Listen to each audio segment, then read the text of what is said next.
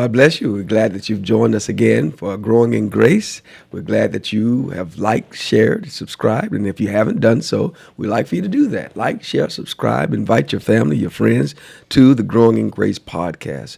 We enjoy these conversations that we have with our special guests that help us to grow in our journey with God. And we would like for you to call your friends, tell a loved one that this podcast is airing right now. And come on in to the conversation. And today we have some special guests with us, Paul and Andrea Stafford. These are newlyweds. And the conversation today is not necessarily about being newlywed, but about learning the roles as spouses.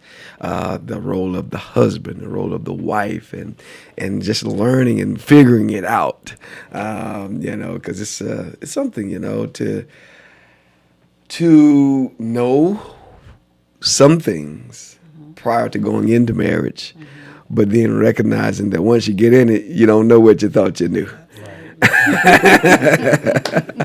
I could testify to that too. I was a minister when I got married, but I had to learn some stuff after I got married. And you both of you grew up in the church, and so you knew some stuff because in the church that you grew up in, you were taught about marriage a lot. That's a very popular conversation that's spoken about. But getting into it, saying your I do's, walking down the aisle, then going on your honeymoon and coming to your house and your home, and it's a different world, isn't it? Yes. It's a different world from being in that book. It got out of the book and got into your life and how you're going to live and walk and what your role is going to be in your home and your house. So, how has your journey been in learning your roles? I would say our journey is, I think it's been pretty, I'm trying to figure out, because I'm not going to say it's been easy or simple, but once I learned what my role is and those little nuances of that, I was able to kind of like start to walk in it pretty easily after I kind of learned. Now, learning about it was the difficult part. Yeah. So now, how long have y'all been married now? How long? 7 years going on this year. What? October. It's 7 years? Yeah. It's been 7 years? Yeah. It's been that long? Yes. Wow. Yes. Man, the time.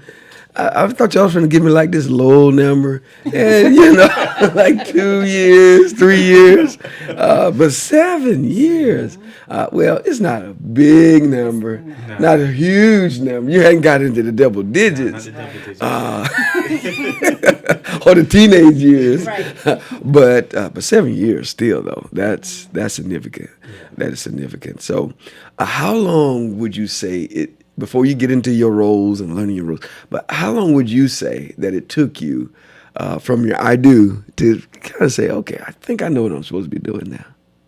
Not to say that you perfected what you're supposed to be doing, but to say, well, okay, I think I know what I'm supposed to be doing. At what point do you felt like you knew your role?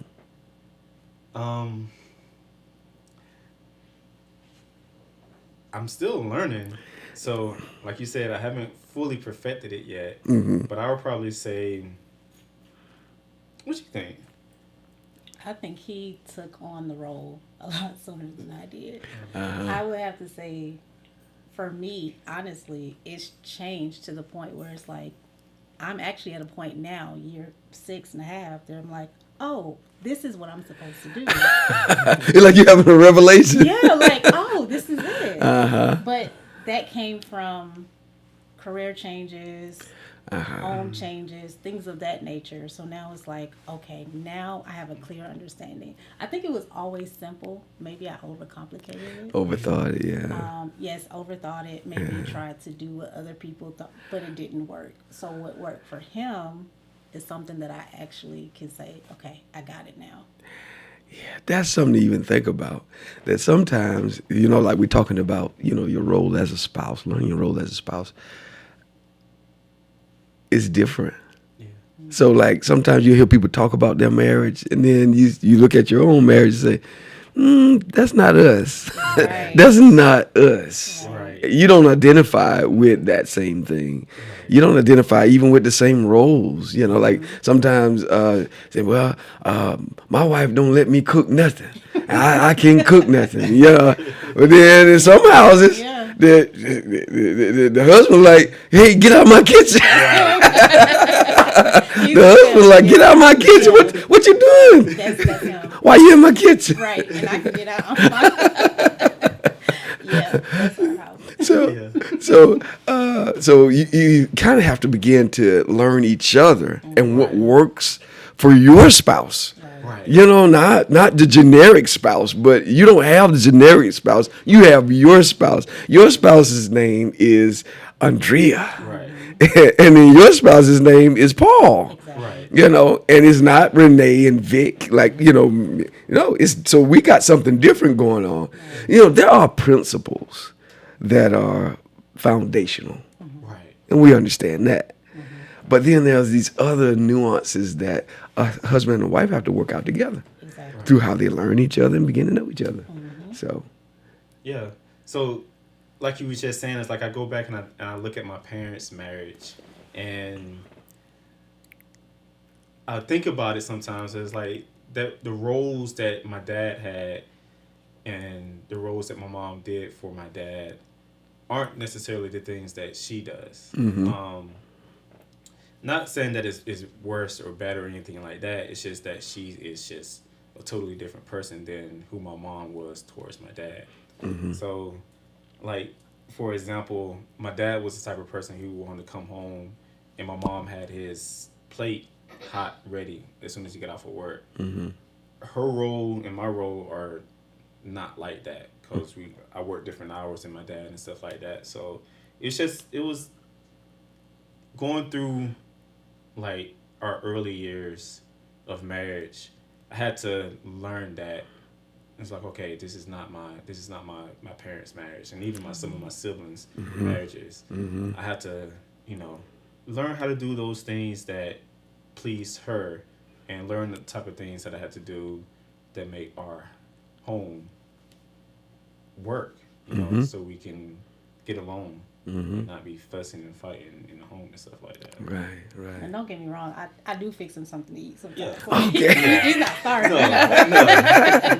And if I ask, it's like, hey, can you fix me something to eat? Yeah, It's yeah, like, yeah. I got you what you want. So it's not like that. Yeah. It's not absolute. Right. It's not absolute. And actually, in some roles, and even in, sometimes they're not absolute. Right. Like one always has to make the bed, always have to do the X, Y, Z. There may be some things that may work out like that, but then there may be some things that you share in responsibility. So how do you feel about your role, and how have you come into? What was the early days like for you? The early days, I felt like it was a little bit more simple because, in a sense, I got up for work. He went to work nights, and then I got up around 5, went to work, and came home. He was usually already home, so he would have dinner ready. And that was kind of... You about to make some wives jealous. Well, he's married now, so... So he's off the market, right? Yeah, he's off the market. Yeah. But that was life for a while. Yes. And then we moved, and with COVID, I was able to start working from home. So he was still going out and working. He was an essential worker. So life seemed pretty simple. And actually, it wasn't until we moved into our home that we purchased. Then it was like, and I wanted to work. I like to work. And I think I kind of forced myself to work because that's just what I've always worked. And it got to a point I was like, I am drained. Like, I'm tired. I feel like I've been just giving myself trying to promote, trying to do so much. And I was like, babe, I think I just want to kind of, and actually he told me just leave. And I fought him on that in the sense of not my words, but I tried to hang on to that corporate world. Yeah. And then he was like, no, I need you to go ahead and leave. I told her to quit. Because it was affecting me mentally, emotionally, the whole nine. And then when I did, I'm at home like, what do I do now? But now I'm learning it's a lot of responsibilities being at home, and I thought a stay-at-home wife was just kind of easy. It's not easy, but it is rewarding, Yes, yes. and I love it. So now I'm at a place where it's like, okay, I know what I need to do. I need to be organized. I need to make sure I'm communicating with him. I need to make sure I'm exercising or focusing on myself, having that me time, seeing what he needs and actually listening to what he says he needs, and not just giving him what I think he should need. So within itself, it's a full-time job. But Yes, it's rewarding. yes, yes, and having energy to put in your marriage and to put into your husband when he comes home. Right. Because I will share this, that sometimes in marriages people get focused on everything else other than the marriage, and next thing you know they're drained. And when it comes down to the time when they are together, all they want to do is go to sleep, and that's not good. That's not cool. That's not cool.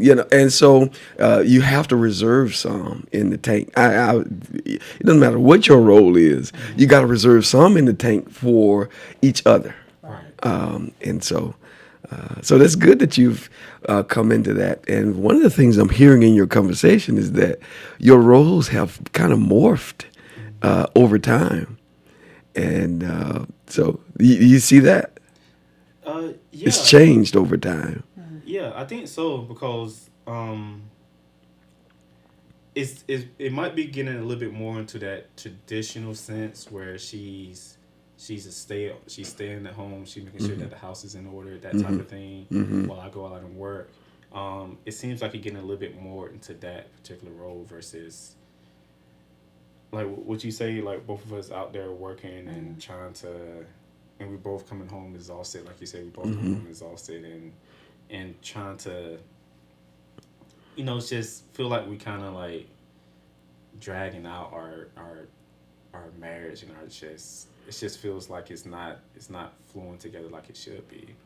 So, and I saw that in my wife, and I was like, okay, I know that she wants to do more for me, and she also wants to do well in her job and stuff like that. But at the same time, I knew that it seemed as if she wanted to quit. And me looking at her, and it's like, okay, then you have this space to quit and pursue, something that you feel that is a little bit more fulfilling for you. Yeah. Yeah. So that's good. That's good you saw that. Yeah. And was able to give her that, how do I say it, comfort that is okay. Yes. Because when he told you that was kind of comforting to you. It was. Even though you was trying to hang on. But then after a while, you was just hanging on and say, he done told me. No, let it go. Yeah, he had me draft up my letter and everything. Oh. It was like, on this day I need you to.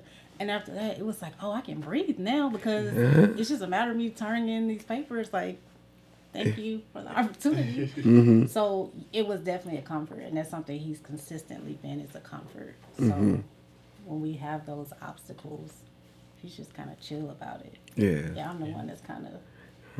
Yeah. Overthinker. Oh, absolutely. Yeah. Okay. So now, how would you define your role as a husband now? Like you said, I think the universal role for me is still the provider, the protector, just being the man in the home in our relationship. I still think that is still my role. How that's act out on a daily basis, I mean, whatever that needs to be done in the house, I'm still feel like that I'm still kind of like responsible for it. But more importantly, I feel like I'm responsible for her health and her mental health, just to make sure that she's okay enough to be able to take care of me. So I still feel like that's my underlying role. This has been that provider, that protector, that that person that she can kind of like lean and depend on. I see. Very good. Very good. Are you the financial guy? Yes. You are? Yes. Spreadsheets? Yeah. Yes. Yeah. Yeah, I'm the spreadsheet guy there too. Well, I say that there are women who actually can do those roles as well, and each couple needs to figure out, okay, who's best suited for this particular task. Because just because you're the man, that doesn't mean you should be the finance person. And I just want to say this because sometimes homes have not gone well because the man did try to do that, but he wasn't organized. He wasn't. He didn't have the follow through, and those type of things. When the wife did, but he wouldn't let the wife, and she wanted to or would, but he's just holding it. That traditional finance role when it would have been better to communicate and allow the wife to take on that role. So, but anyway, it turns out that you're the guy, and you appreciate that. I definitely do. Yes, I do. Yeah. So how do you see your role now? I see myself, and someone mentioned it. I can't remember who, but they said, be that soft landing space for your wife, for your husband. I'm sorry, your spouse. I heard Pastor Stacy say that. Okay, I think that is who said it, and it was like I didn't get it at first, and then it was like when he comes home from work, he's exhausted. And if he tells me he has an idea or a business endeavor or something like that, I would kind of be that person that's like, I don't think so. Oh, I don't see it. That kickback. And it wasn't like I don't think I was aggressive, but it was still not allowing him to kind of lead, if that makes sense. Not that I was trying to take over, but it was just like, no, let's not know. And it was finally, you know what? Let me just go with the flow. Let me just see where he's leading us, because he hasn't misled us as a family yet. So, and then also when he does get home, not just I'm excited to see him, so just talking and everything like that, or being out, maybe getting groceries or something, but he wants me home when he gets home because the time is limited. He has to sleep during the day. So it's like, okay, let me be at home when he gets home. He likes that. He likes the door to be unlocked. It's like little things. He likes to be able to. So he wants you to unlock the door, or he wants the door to be unlocked when he gets there? Either way. Oh, okay. Yeah, so it's like she was saying, it's like I actually forgot about that. So like those little bitty things that I appreciate now because she left her job. Like she was saying, it's like when I'm coming home, that soft space for me to just be like looking forward to going home and being with my wife and not have to like you leaving the job, leave all those people alone. Like I'm tired of y'all. I'm about to go home to my wife. We didn't have that in our early years, but now we do, and it's like it's a comfort to know that I can come home and not like her saying like she's cleaning up after me or anything like that, but it's like being able to come home, open the door, see that she's like right there, being able to take off my shoes, put down my bag, that type of stuff. Let me take notes. You say take off your shoes.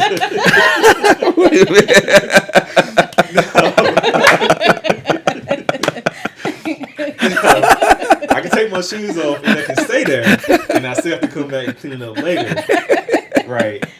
Because I don't expect her to clean up after me. I understand. But just having her to be there and just be able to kind of like relax. Yes.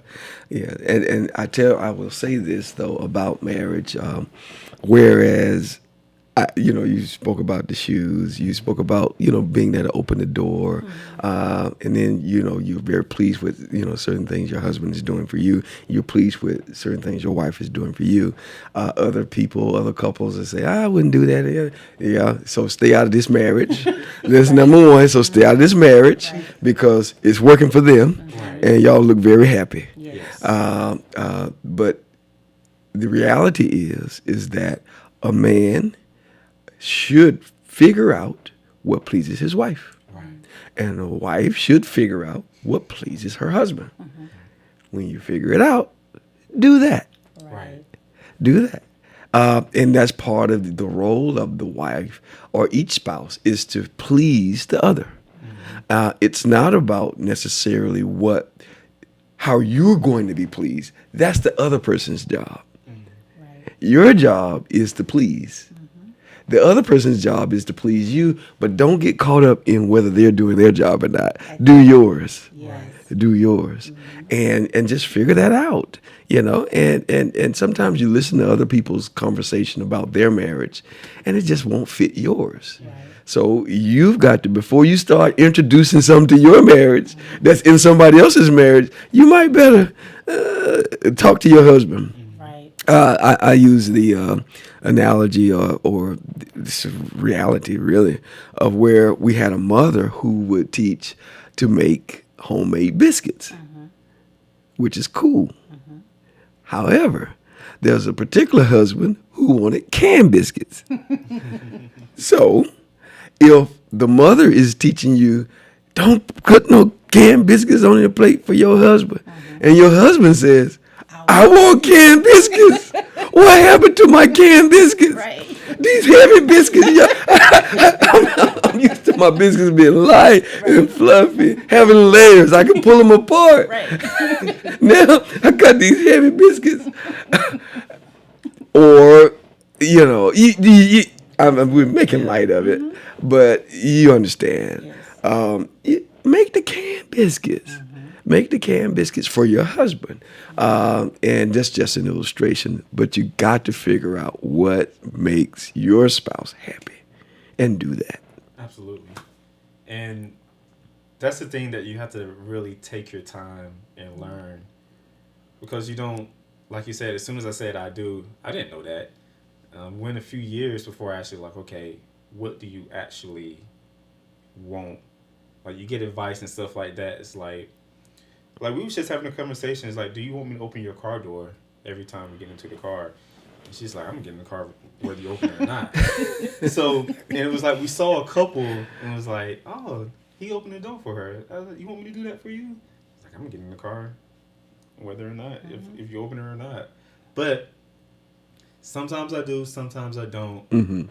But I'm watching her and I'm trying to always make sure that I'm pleasing her and I'm taking care of her. So if her hands are full with Target bags and a Starbucks cup, then I'm gonna open the door for her. Make sure she gets in. Okay. Right. This sounds like a reality. This has happened a time or two, huh? A few hours ago. So in that particular instance, I'm watching her. I see that she's kind of struggling. The sun is bright. She's having a hard time seeing it. So that's me just making sure that I'm taking care of her. So in that particular instance, I open the door for her. But normally, not as often as another couple would, like every single time. So, like you said, it's like those things that I need to do specifically for her to make sure that, she feels loved and she feels taken care of so that she can do the same to me. Yeah. And his love is very simple. He just, like I said, just open the door. He'll just come in, we greet each other, kiss, and he heads to the shower. And that's that's what he likes. Me being the overthinker is just, well, I'm going to go to the store and I'm going to make sure you have this milk and this and that. And it's like, that's not what I want.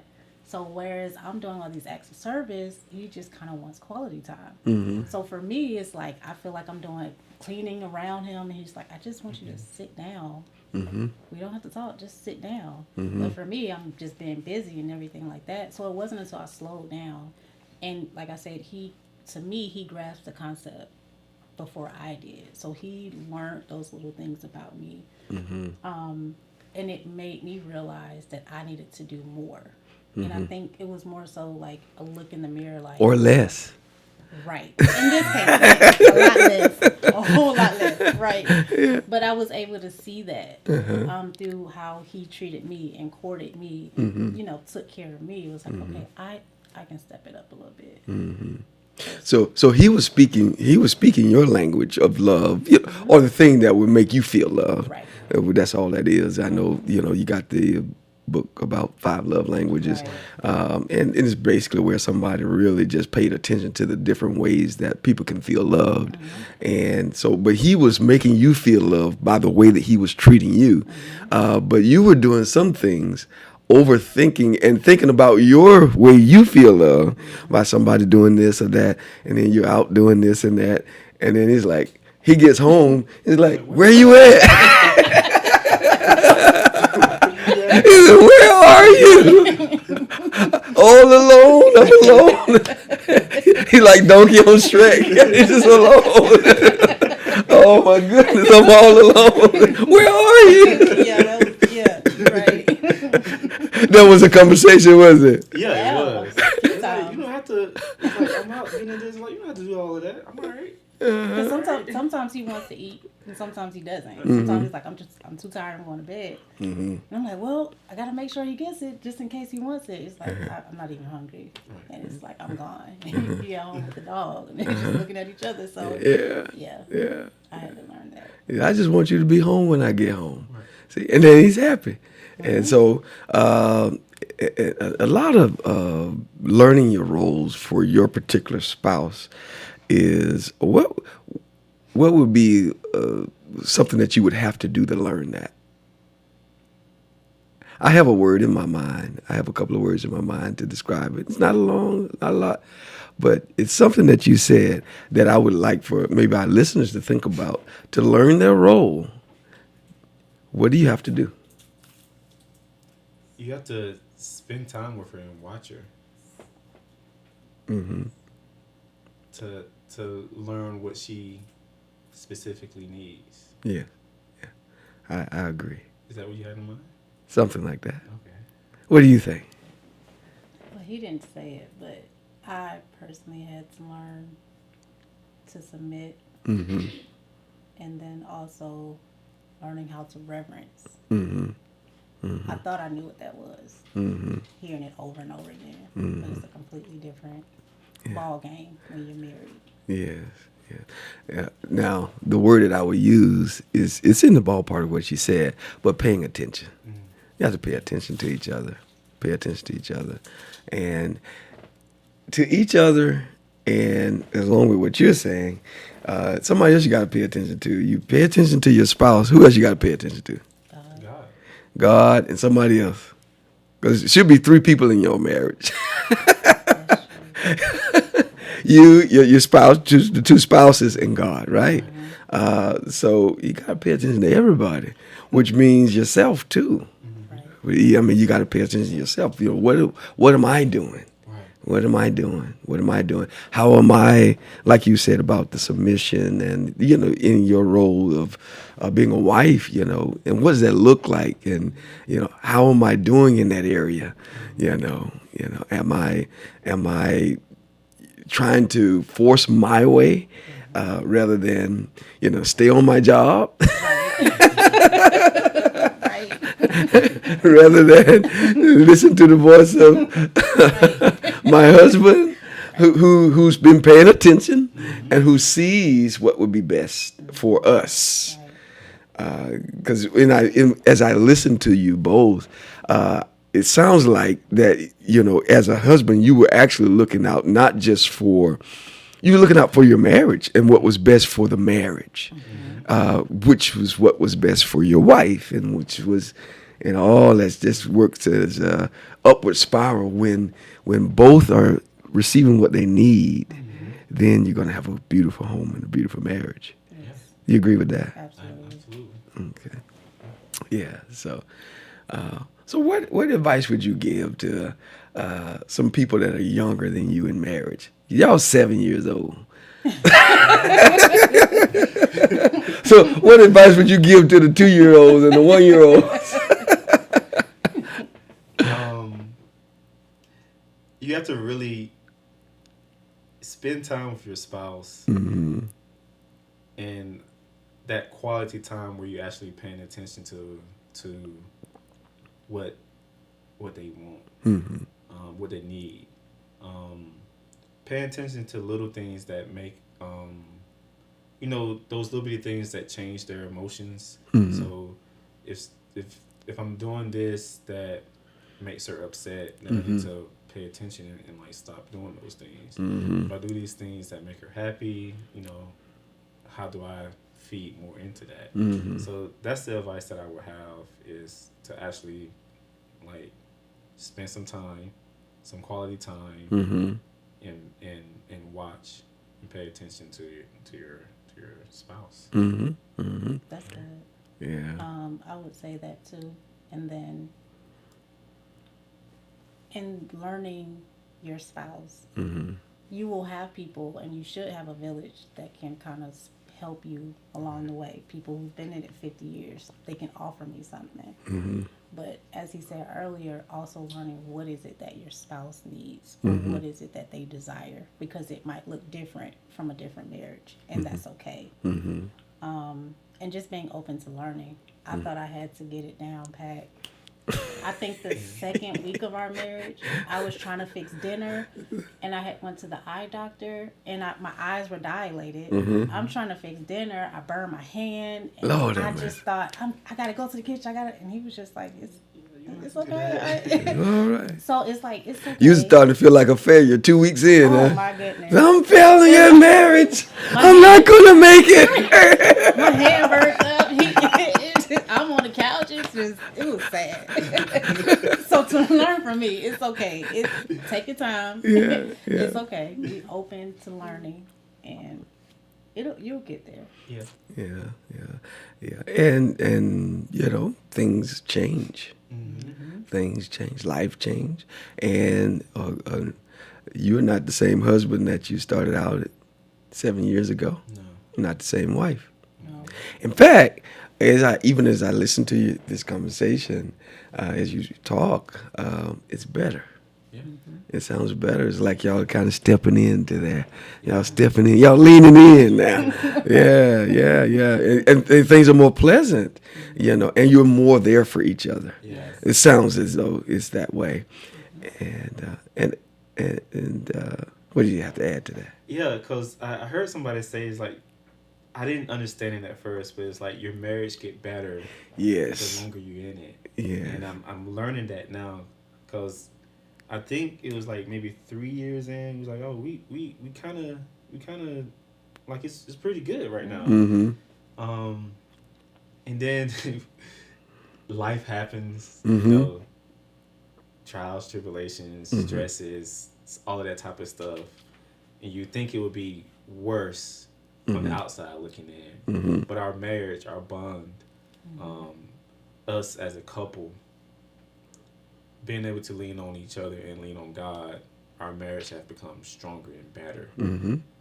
With those little bitty issues, now we go back and look at it. Those little bitty issues that we had, Mm-hmm. is we got over it, and it's becoming better and better. Mm-hmm. And we looking forward to 10 years, Mm-hmm. 20 years, that type of stuff. We looking forward to it. Yes. Because you won't be the same. You won't be the same. I'm just 28, 28, and it's different.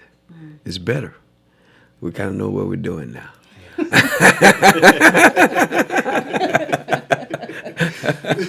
And we're different. We're different. In fact, like now I'm an empty nester where we had children, and now we have grandchildren. So it's just a different life now. It's a different life, and but it gets better with time. It gets better with time, and roles change and shift. And like you were doing a lot of cooking at one time, right? Yeah. Are you still the cook, the chef? You the man? Are you in the kitchen? Is it still your kitchen? Well, I think it's balanced, actually, because it depends on the day of the week. So the days that I'm off, I'm cooking more. Yeah, The okay. days that I'm working, she's cooking more. Okay, so now it's y'all kitchen. Right. Okay. Very good.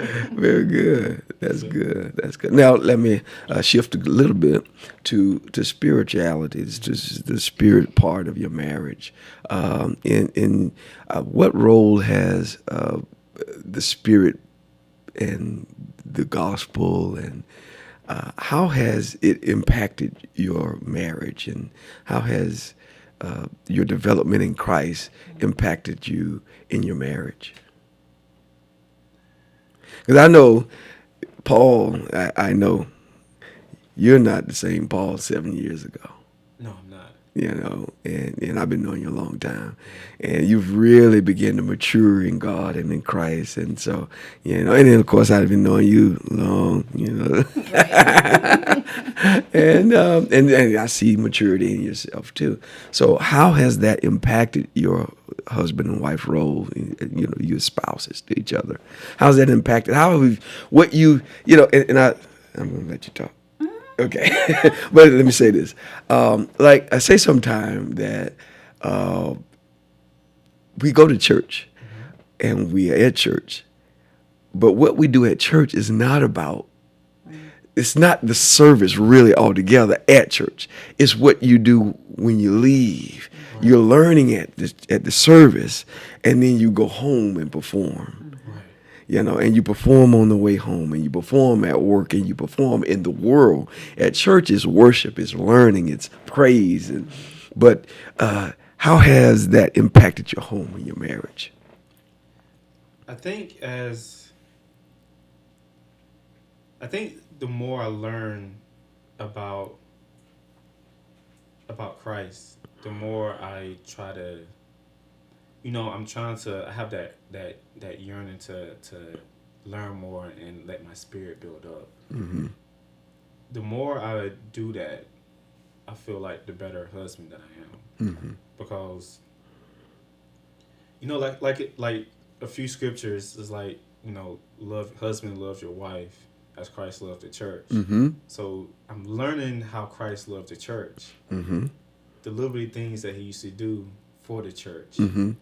And ultimately it was his sacrifice and how he did everything that he could do to help save the people. Mm-hmm. I have to relate myself to that, and it's like, okay, I'm supposed to love my wife like that. Mm-hmm. So those things that I'm learning while being in church, like you're saying, like I'm learning all of those things. I'm trying to practice those things. I'm trying to do better with those things, and then I am doing better now, and I feel like that allows me to be a better husband. Mm-hmm. And also I am supposed to be the spiritual God in my home as well. Mm-hmm. So with that, I'm also need to make sure it's like, okay, if she's looking at me spiritually, in a spiritual sense, as being the leader, then I need to make sure that I'm in the right place, and in the right position, so that like my prayers can get through. Mm-hmm. I can be able to pray for her. I can be able to pray over my home, and have faith and belief that everything is going to work out according to God's will, and to have that type of confidence. And then she can be able to look at me. I just want to be in that role where, I am the man, the godly man in this house that she can kind of depend on. So learning about the scripture is good, and it's funny because it's like one of the other scriptures that I'm holding on to is like, what is it? Don't be bitter towards your wife. That's something that at first it didn't make sense. Well, it made sense, like the words of it made sense. But now I have to actually make sure that, okay, if she didn't do something that I wanted her to do, I can't be bitter towards that. I still need to make sure that I'm doing what I need to be doing in my role as a husband towards her, whether she does it or not. It has nothing to do with what I'm supposed to do, what the Bible tells me to do. Yes. So I think that has helped me be a better husband in my role. Okay. Good, good, very good, very substantive. Very good. Come on. I think what started to kind of trigger my thoughts is when I would, like I said earlier, I think we should do this, or I think we should maybe fast or something like that. It's like, well, no, not this day, not this day. And I thought about it. I was like, am I doing this? If I'm doing this to him, how am I treating God? It's out of line. It doesn't. I can't do. They both need to be in sync. I need to be listening to God, also obeying my husband, because I believe that he's saved and has a spirit. So if I'm battling him, how can I be submissive to God and also him? So I had to learn that sometimes being inconvenienced is okay. And just like you have to make sacrifices to spend time with God, I have to do the same thing with him. And just learning that it's okay to sacrifice. It's okay that I don't get my way all the time. It's okay. It's fine. And then also allowing him to lead and allowing God to lead instead of this is, I want this so bad. And we were just talking about this, like, Lord, I want this so bad.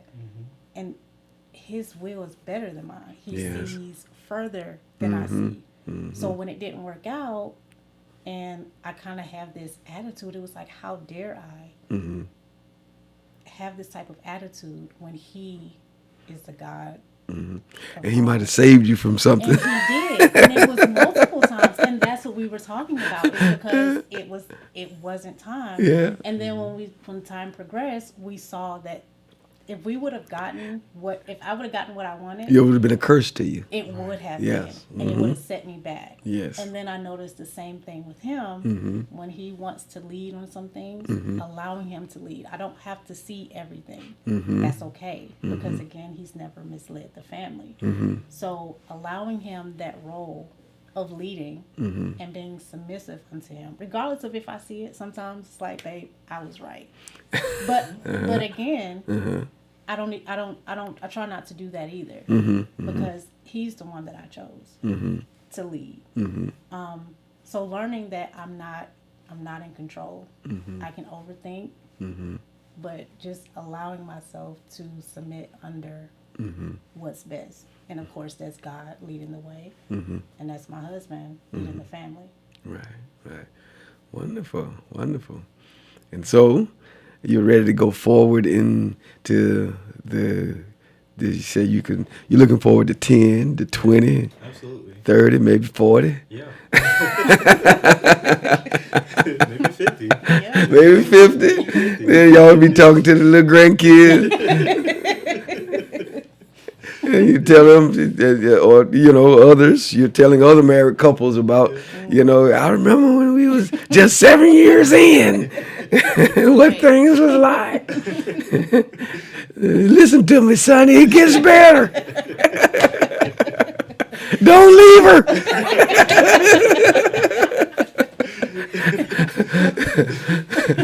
So marriage is honorable in all, and it's a wonderful institution ordained by God.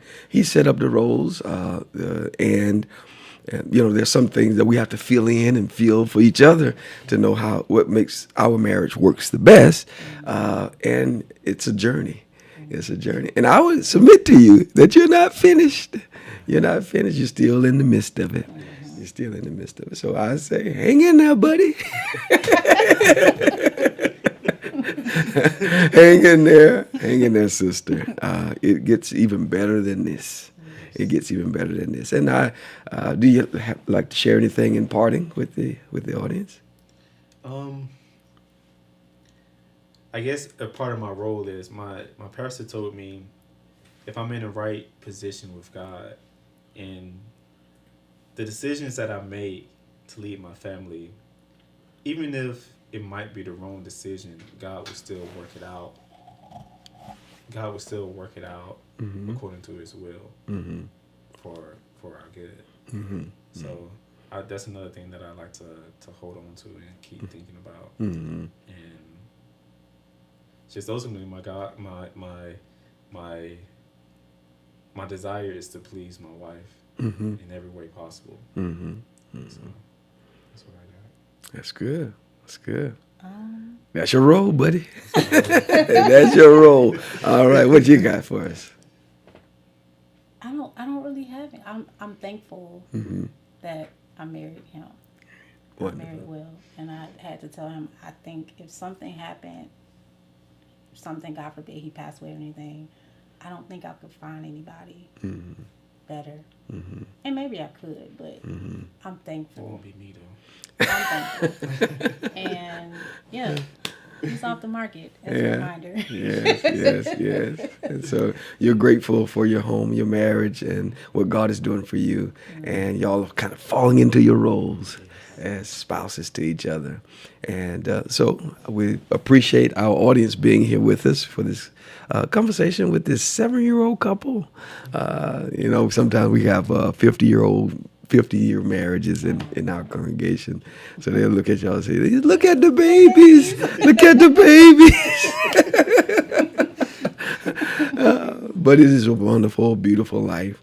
And I appreciate you sharing your understanding of your roles and responsibilities as spouses to each other and sharing part of your journey with us.